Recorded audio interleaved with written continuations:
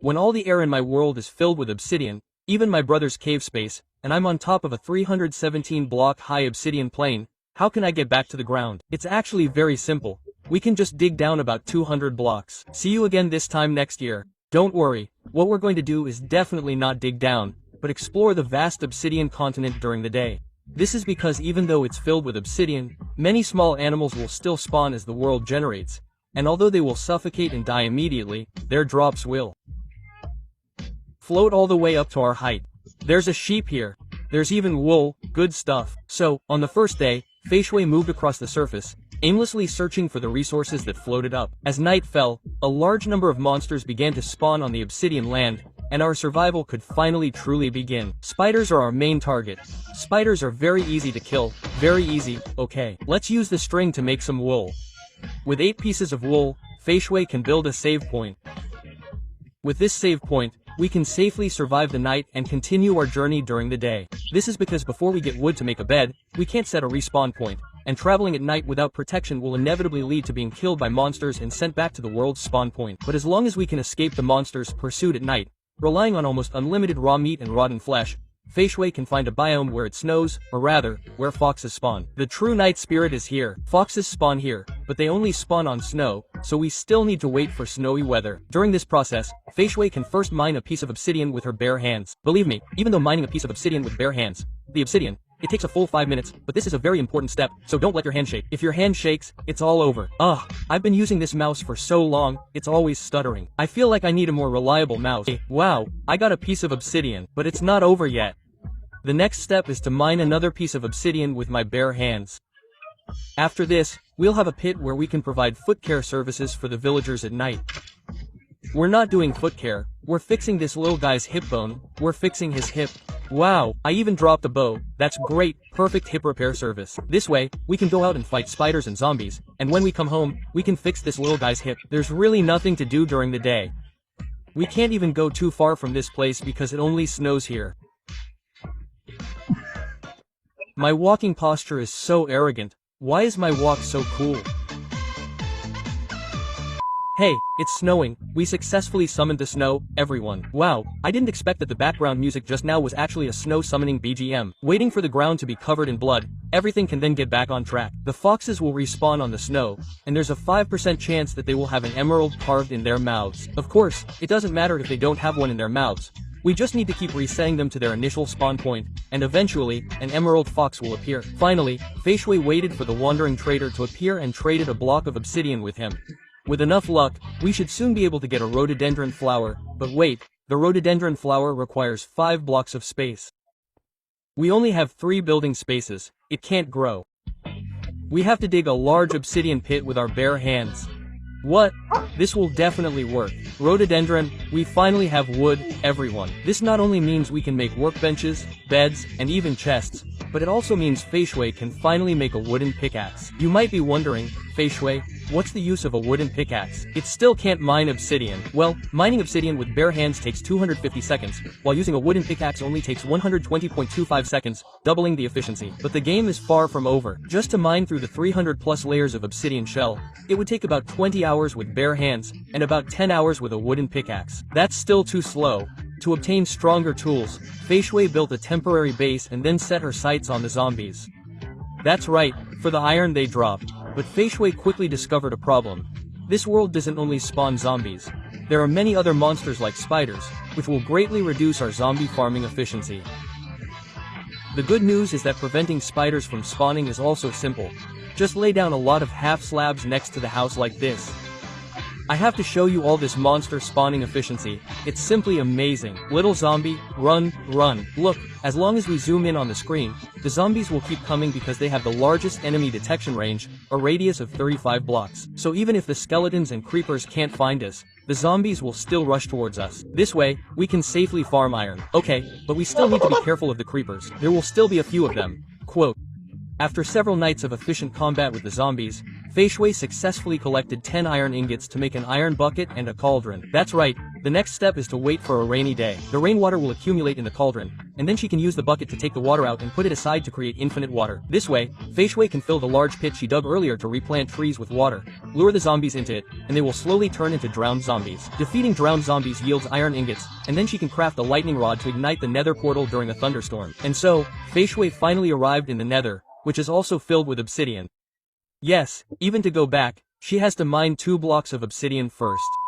It's not so bad, actually. It's not as tortuous here as in the overworld because, unlike the overworld, the proportion of air in the nether is not high. This means that there aren't many areas filled with obsidian. With enough luck, it's still easy to find things other than obsidian. We're free. We don't have to mine obsidian anymore. Here, Fei Shui can obtain 2 key resources. Blackstone, which can be used to make tools, and, more importantly, netherite. For this netherite doesn't require iron, a stone pickaxe will do, right? And the netherite ingot, synthesized from netherite scraps, is the most crucial resource in the entire series, as we mentioned before. A wooden pickaxe takes 125 seconds to mine 1 block of obsidian, a stone pickaxe takes 62.5 seconds, an iron pickaxe takes 41.7 seconds, and a golden pickaxe only takes a short 20.85 seconds to mine 1 block of obsidian. Yes, as long as we can make. With enough gold, digging through the 300 layers of obsidian in the main world of the 8 Rivers region only takes a short 104 minutes, less than an hour.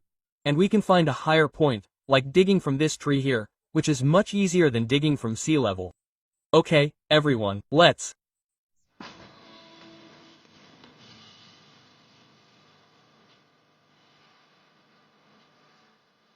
go.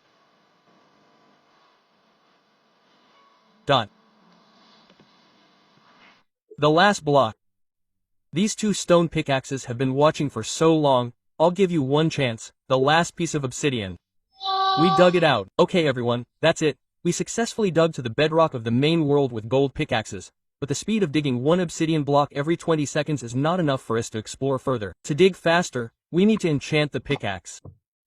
Where can we find the relevant materials in this world? Paper or books are easy to find. Hey, there are 2 chests here. It seems like a mob spawner. Okay, let me take a look. Nothing good. It's okay, we still have 1 more chest. Okay, let's dig up the mob spawner first, then open this chest. Unfortunately, there's still no enchantment book. Wow, there's also deep slate here. Uni will keep it. Hey, that gave me an idea. If I can find an ancient city, won't the reward chests inside be full of enchantment books? Thinking about it is one thing, doing it is another. Let's go home and put everything away first. Of course, what Fei Shui brought back is not only various minerals, but also a large amount of dirt, plus the bones from fighting skeletons all night. As long as we burn the torches, we can have endless bread to eat. We need food to travel far. Let's go find the ancient city. Everyone, there's an ancient city right under Fei Shui's feet.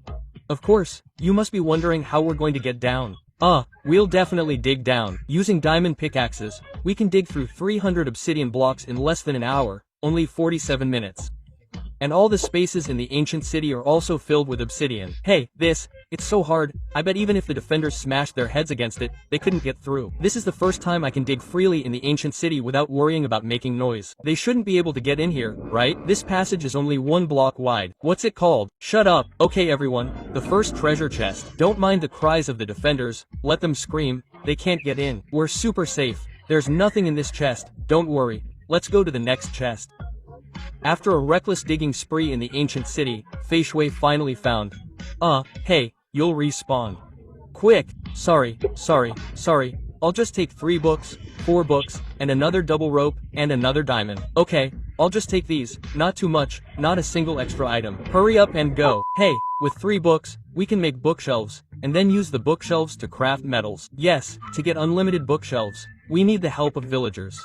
That means Fei Shui has to figure out how to make a mob farm in this world first. But we can only build things 3 blocks high on the surface, and a mob farm is definitely much larger than 3 blocks. Let me think. Maybe we can do it this way. Fei Shui just dug out an outline.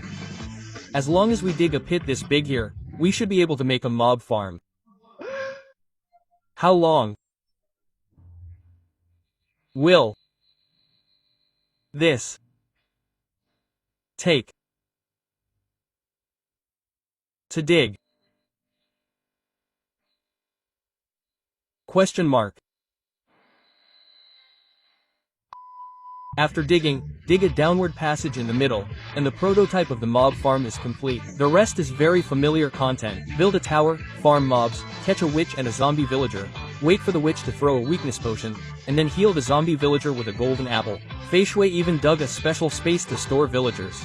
By the end, I was completely numb from digging. I didn't care anymore. Using wooden sticks and solid gems, you can exchange them with the librarian obtained from the lectern for unlimited bookshelves. This librarian is not ordinary. Not only did he sell 2 enchanted books with the enchantments of Infinity and Food Luck too, but look, we can buy 1 book for 2 emeralds, and with that, we can get 3 books. Then we can exchange those 3 books for 3 emeralds back. What do you mean? Are you a money-making master? However, villagers have a cooldown for exchanging money. The real way to make money is to use a mob grinder to produce bones, constantly exchanging them for sticks and emeralds. Soon, we made a complete enchanting table set. Now it's finally time to upgrade our tools again. This is the easiest step. We just need to enchant 2 pickaxes with efficiency IV. Then combine them with an iron ingot to get an efficiency V diamond pickaxe. This pickaxe can mine 1 obsidian block in just 2.25 seconds. After working so hard for so long, we finally achieved obsidian mining freedom in the obsidian world. However, this mining speed can still be improved. I believe everyone can think that after the diamond pickaxe comes the netherite pickaxe, which requires us to go to the nether and dig our way to a nether fortress. The good news is that this place is also completely filled with obsidian. We only need to dig a small tunnel to find it. For the netherite upgrade, the next step is to mine netherite.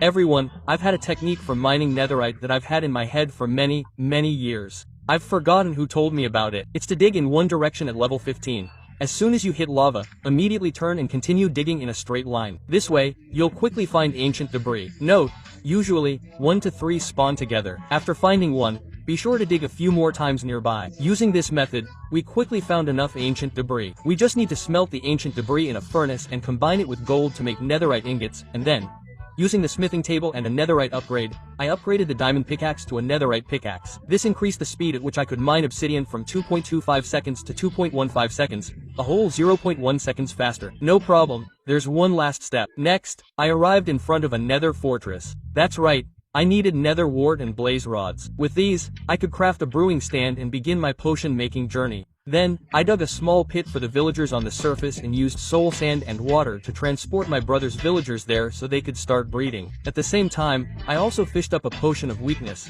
saving more zombie villagers. Soon, we had a whole bunch of villagers, and I converted them all.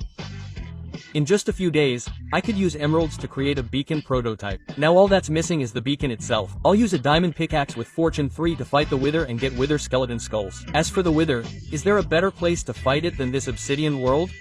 The abundance of obsidian makes it difficult for the wither to move, and I quickly defeated it and completed the beacon. A fully upgraded beacon provides us with haste 2 effect, and we finally achieved what should be the fastest obsidian mining speed in Minecraft survival mode. 1 block every 1.55 seconds. The numbers might not seem that impressive at first glance, but this is more than 30% faster than the previous efficiency V diamond pickaxe. With this speed, I successfully dug out a living space for the villagers.